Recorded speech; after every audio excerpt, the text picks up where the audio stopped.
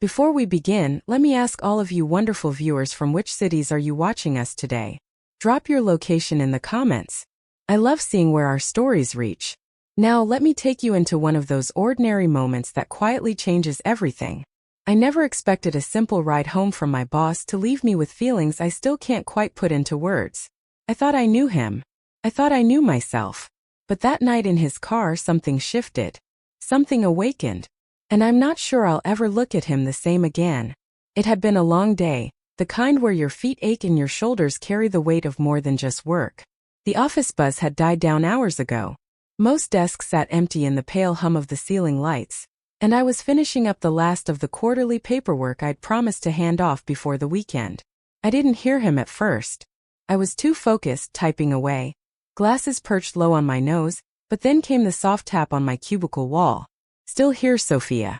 His voice was warm, gentle in that low, steady way that always made people lean in just a little closer to hear it. Lucas, my boss.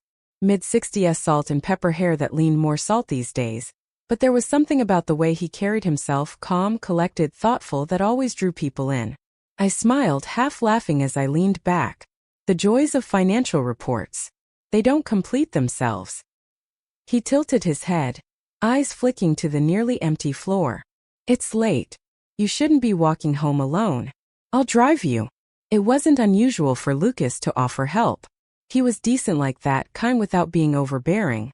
Still, I hesitated. I usually liked the walk home. It gave me time to unwind, but the night outside looked colder than I remembered, and the ache in my knees whispered a quiet yes. "I'd appreciate that," I said, gathering my things. The parking lot was quiet, our footsteps echoing between rows of sleeping cars. I noticed the way he opened the passenger door for me without a second thought. It wasn't showy, just considerate. And somehow that small gesture set the tone for what would come. His car smelled faintly of leather and cedarwood. The seats were warm. The ride started in silence, the kind that wasn't awkward, just unspoken. He drove carefully, one hand resting casually on the wheel, eyes focused ahead, occasionally glancing my way. "You know," he finally said, "you've been carrying the team on your back lately." I glanced at him, surprised. "I'm just doing my job." He shook his head lightly, lips pressing into a half smile. "You do more than your job. I notice." I didn't know what to say to that. Praise always made me a little uncomfortable, especially when it came from someone I respected. But there was something different in his tone, something quiet and sincere. The city lights flickered past us, casting shadows across his face. The air between us grew warmer, more intimate, though neither of us reached for it directly. "You ever wonder," he said after a pause, "what it would be like to just start over?" The question caught me off guard. "Start over?" I asked, studying his profile. His jaw was tight, thoughtful. "Yeah," he nodded, not looking at me. "Not in a dramatic way. Just change the rules a little. Take a different road. Choose something unexpected." I looked out the window, watching the blur of familiar buildings slip by. Something about his question stirred something in me. I had spent years moving in careful patterns: work, home, family gatherings, quiet dinners. I loved my life, but sometimes I wondered if I had closed too many doors too early. I turned to him slowly. "And have you?" He glanced at me then, and in that second I saw something unguarded in his expression, something that made my breath catch. "Not yet," he said quietly, "but I think about it more than I should." The rest of the ride passed in soft conversation, stories about travel, memories of first jobs, favorite music from our younger years. At one point he reached for the volume dial, tuning into a jazz station. The soft hum of saxophone wrapped around us like a second voice in the car, speaking things we hadn't yet said aloud. When we pulled up outside my house, the street was nearly empty. My porch light flickered faintly, casting a dull glow on the front steps. He turned off the engine, but neither of us moved right away. "Thank you," I said, my voice quiet. He nodded once, then looked at me. Really looked, and I felt something shift. "I like talking with you," he said simply. And then, with a softness I hadn't expected, he reached over, not to touch, not to intrude, just to gently brush a strand of hair from my face that had fallen forward. His fingers lingered for half a second longer than they needed to. That's when I realized this wasn't just a ride home. This was the beginning of something neither of us had planned for. Something tender, fragile, and deeply human. I stepped out into the night with a strange flutter in my chest. I didn't know what would come next, but I knew this moment would stay with me. The look in his eyes, the quiet in the car, the words unspoken. They had already changed something inside me. The next morning, everything felt just a little off. Not in a bad way, but in that subtle humming sort of way when something meaningful has happened, and the world doesn't quite look the same. I kept replaying our conversation in the car. The softness in his voice, the way his fingers had brushed that strand of hair from my face, like it was the most natural thing in the world. And yet nothing about it had felt casual. At work, everything was just as it had always been on the surface. The office buzzed with its usual rhythm, printers whirring, phones ringing, keys clicking away. Lucas was already in his glass-walled corner office, sipping his tea and flipping through a folder. He didn't look my way when I passed, and for a split second I wondered if I had imagined at all. Maybe I had read too much into it.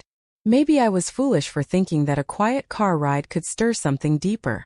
But then mid-morning he stopped by my desk. "I've got a meeting downtown at 2 o'clock, he said. His voice even. "Want to join me? Could use your insights? And maybe we grab coffee after."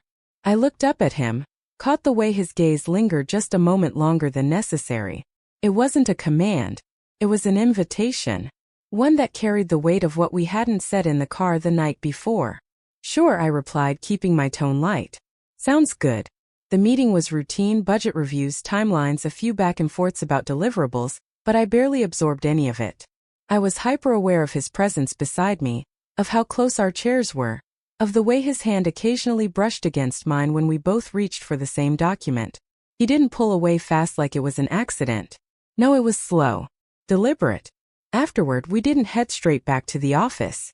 He steered us into a quiet little cafe tucked between a bookstore and an old tailor's shop. The kind of place that played soft piano music and smelled like fresh pastries in time that moved slower. We sat by the window. He ordered for us. Cappuccino for me, black coffee for him. So he said, settling in, "Did you think about last night?" I blinked at him. He didn't smile. He wasn't teasing. He was being real. I lowered my eyes to the steam rising from the cup in my hands. I said, "More than I expected." He leaned forward slightly, elbows on the table. "Me too." I looked up at him then, and something in his face softened like he'd been carrying a weight and had just decided to let it down, even if only for a minute. "I don't want to cross any lines," he said quietly. "You've always been more than just a name on a payroll to me. But last night being with you talking like that, it reminded me that I missed something." "What?" I asked. "Connection, presence. That quiet understanding between two people who don't need to pretend." His words hit me in a place I didn't know was still tender. I'd spent years putting on the strong face for my kids, for my colleagues, even for myself. But something about the way Lucas spoke made me feel seen. Not admired, not complimented. Seen. I didn't expect it. I whispered, but I felt it too. We sat in silence for a while, watching people walk by outside. I saw a couple holding hands, an older man helping his wife out of a cab. Life moved on, unaware that something gentle and unfamiliar was unfolding inside this quiet little cafe. He finally asked, "Would it be too much if we explored this slowly?" I thought about it. I thought about all the reasons I should say no, workplace lines, age complications. But the truth was I hadn't felt this kind of warmth in a long time. The kind that wasn't based on history or responsibility, just presence. "Think I'd like that," I said softly. He nodded once, as if that small agreement had settled something deep inside him. When we got back to the office, we didn't touch. We didn't speak again that day. But when I passed by his office on my way out, he looked up. And for a moment we simply held each other's gaze. There was no rush, no pressure, just a quiet understanding that something had begun. And deep down I felt it too, that the way I saw him and the way I saw myself was already starting to shift. The days that followed were a quiet blend of normal and not so normal. On the surface, nothing had changed. We remained professional, polite, efficient. There were no whispers in the office, no stolen glances that anyone would notice. But underneath, something had undeniably shifted between us. Every shared smile felt a bit deeper. Every moment of silence helped something unsaid. And it was in those silences that I found myself thinking about him the most. I hadn't told anyone. Not my sister, not my closest friend. It wasn't something I could explain over coffee or a casual phone call. What was I supposed to say? That my 64-year-old boss had touched something in me I didn't even know was still awake. That I looked forward to Mondays now, not for the work, but for the soft, lingering moments that had started to fill the spaces in between. One evening, just as I was packing up, Lucas appeared again at the edge of my desk. "I'm headed out," he said casually, "but I'm stopping by the lake on the way home. I like to sit there sometimes when the weather's nice. You're welcome to join me." I hesitated, unsure. Not because I didn't want to. I did more than I care to admit.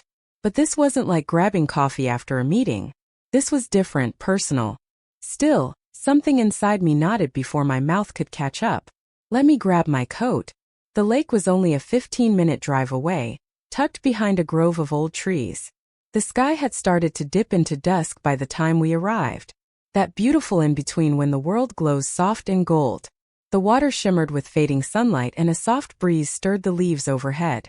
It was quiet, peaceful, the kind of place that invited truth. We didn't talk much at first. We just sat on a weathered bench by the shore, watching ducks drift lazily across the water. His arm rested casually along the back of the bench, not touching me, but close enough that I felt his presence like warmth in the air. After a while he spoke. "You ever feel like you've spent your whole life doing what you were supposed to, only to wake up one day and wonder what you actually wanted?" I nodded slowly, more times than I cared to admit. He glanced at me then, his expression soft. "I was married once, a long time ago." I looked at him surprised. "You never talk about it." "Nothing dramatic. We just grew apart quietly like sand slipping through fingers. No big fight, no betrayal, just two people walking side by side until one day they weren't." I listened, letting the silence speak between his words. He turned toward me more fully now. "And then work became everything, safer, simpler. But lately he trailed off, searching my face. Lately I've started to wonder if I've waited too long to find something real again." His honesty settled over me like a weighted blanket, comforting but heavy. I looked out at the water, trying to sort through the knot of emotions forming in my chest. "I was married too," I said, voice quiet. "We had a good life. But after he passed, I stopped letting people in. It just hurt too much. And I guess I told myself I didn't need that kind of closeness anymore." Lucas didn't speak. He just listened. Really listened in that rare undistracted way few people do. "But lately," I continued, "you've made me feel like maybe I was wrong. Like maybe I closed myself off too soon." He reached for my hand, then slowly, deliberately. His fingers brushed mine before gently wrapping around them. It wasn't a move of seduction. It was something far deeper, something that said, "I see you and I'm here." I let our hands rest between us, the quiet lake before us, the world falling into twilight. When I finally looked at him again, his eyes held something I hadn't seen before. Not just affection but care. Depth. A willingness to take this wherever it needed to go, even if neither of us fully knew the path. "I don't know where this leads," I said, my voice barely above a whisper, "but I know I want to find out." He smiled then, not broadly, but in that gentle way that says more than words ever could. And in that moment, under a sky fading from gold to blue, I knew something with absolute clarity. This wasn't about filling a void. This was about discovering something new together. Not fast, not reckless, but real. That weekend, I found myself doing something I hadn't done in years. Standing in front of the mirror, wondering what to wear. Not for practicality, not for comfort, but because I wanted to feel beautiful, desired, alive. Lucas had invited me to dinner. Not a company event, not a casual outing after work, just the two of us on a Saturday evening in a quiet little restaurant by the river that he said had the best roasted sea bass in town. The way he asked had been simple. "I'd really enjoy your company." But something about it had sent a gentle flutter through me. When I arrived, he was already waiting outside, leaning against the rail, his hands tucked in his coat pockets. The city lights danced in the water behind him. And for a moment he looked almost boyish, like someone younger than the world had allowed him to be. "You look beautiful," he said softly when he saw me. I felt my cheeks warm. "You don't look so bad yourself." We laughed, easy, familiar, and walked inside together. The dinner was slow and rich with conversation. We talked about everything and nothing. Childhood memories, our favorite books, the quiet regrets we carried. the dreams we had quietly tucked away as the years rolled on. He told me about the time he almost left everything behind to open a bookstore in Vermont. I confessed I'd once considered learning to paint, but never found the time or courage. "There's still time," he said, looking at me in that way that made everything else disappear. After dinner we walked along the river, our hands brushing occasionally, until his finally slipped into mine, fingers lacing with the kind of gentle certainty that made my heart ache in the best way.